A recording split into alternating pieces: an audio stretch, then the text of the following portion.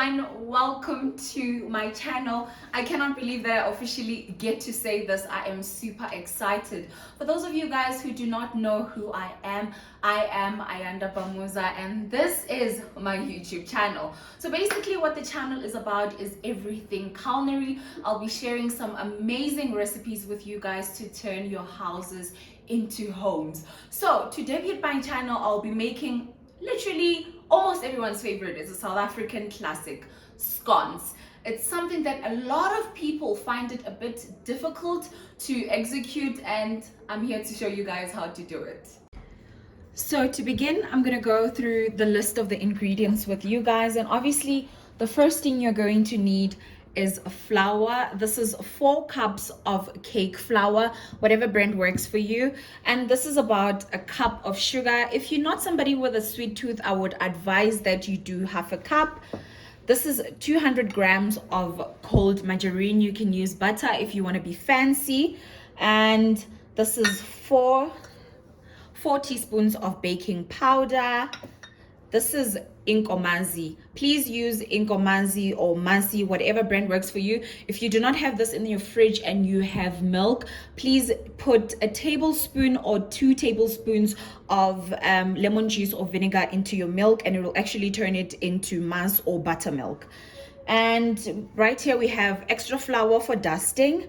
We have 2 eggs, some vanilla essence, if you want to be extra, vanilla extract will do, and a pinch of salt.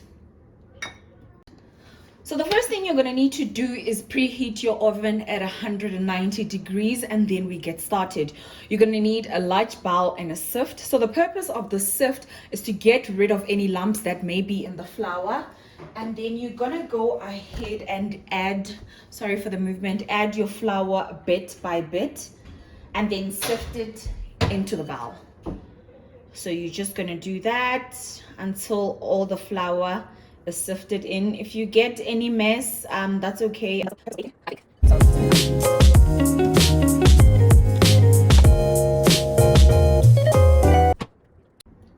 Then using your whisk, you're just going to just gently mix everything in so the baking powder is incorporated into the flour. And then we are going to go ahead with the sugar. You're going to add your sugar. I think that should be enough. After the sugar, you're going to add your pinch of salt. Again, using something, an object, can be your hands, just mix everything together. And now we get to the fun part. The butter, margarine, make sure that it's cold, and then we're just going to add it in. The colder it is, the better. So you're just going to add all of the butter in. Like Buddy Velastra says, butter makes the difference. Then you're just going to try and work it into the flour basically. So this process is going to take you about a minute or 2. I just sped up the process so you guys do not get bored. You're just going to continue doing this until you see that the butter or margarine has been incorporated into the flour, or the color is now changing into a slightly yellow color. So the little pockets of butter are actually important. Do not crush the entire thing. As long as the color of your flour changes and now resembles a very pale yellow peaches color, I think I'm colorblind, whichever color you think works for you, but yeah, it should just start looking like this. And now we're gonna go on to our wet ingredients. Now for the wet ingredients, you're gonna crack in 2 large eggs,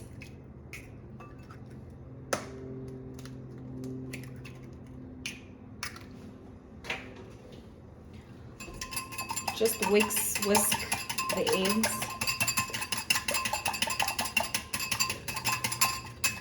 and then you're gonna go in with about a cup of, it's about 250 milliliters, a cup of mas buttermilk, and yeah, it all goes in there. Then you're going to mix again.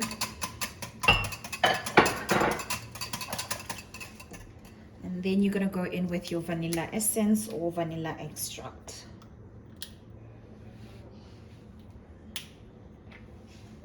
It can be quite overpowering, so the bare minimum, the better. So you're just gonna go in and yeah, that should be perfect. Mix everything in. I'm just gonna bring back our friend over here and then create a little well inside.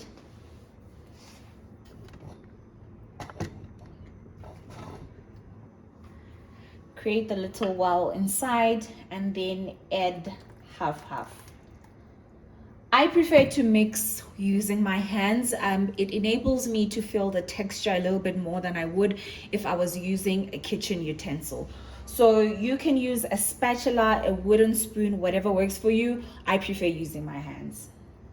So you're just going to work your way around the dry and wet ingredients and make sure that everything is fully incorporated together. Using a spatula, I'm just going to fold everything together and make sure that I scrape off the sides. I accidentally forgot to film this part, so I'm going to redo it with the next batch that's remaining. But in the meantime, we're just gonna have to continue with the process. Remember the additional flour that we had in the ingredients? We're going to use that to dust off our workstation. That will help the dough not to stick when we're trying to remove it. If you have a cookie cutter, it's good for you. I currently do not have a cookie cutter, and this is the only circle glass I have in my house, so this works perfectly as well. You're just going to cut your scones, run it through like that. That's perfect. Set it aside and then continue with the rest.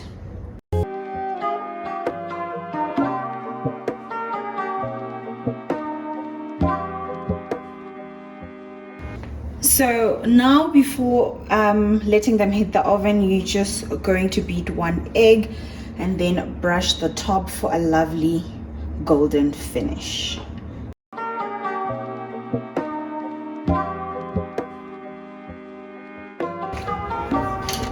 Once that is done, you're going to place your scones into the preheated oven for 15 to 20 minutes and we play the waiting game. And there you have it, easy peasy lemon squeezy scones recipe. After a couple of minutes, we have beautiful scones. This recipe makes about 24 scones, so that should be good for a large family. And it just started raining now, so it's the perfect weather for me to boil the water for my tea. Just take a look at this. And that brings me to the end of my video, guys. Please do subscribe to my channel. I'd highly appreciate it. And I'll see you guys on my next upload.